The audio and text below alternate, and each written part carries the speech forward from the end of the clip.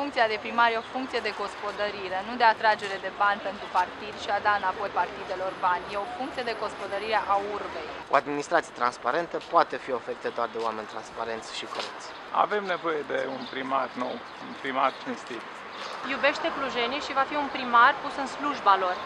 Apreciez pe Mădălina pentru dedicarea ei ca și persoană, dragostea ei pentru orice categorie socială de cetățeni. Are 3 copii de 11, de 9 și de 7 ani și chiar îi pasă de orașul în care cresc copiii ei. O femeie curajoasă și puternică, cu un caracter ireproșabil, merită să fie primărița noastră.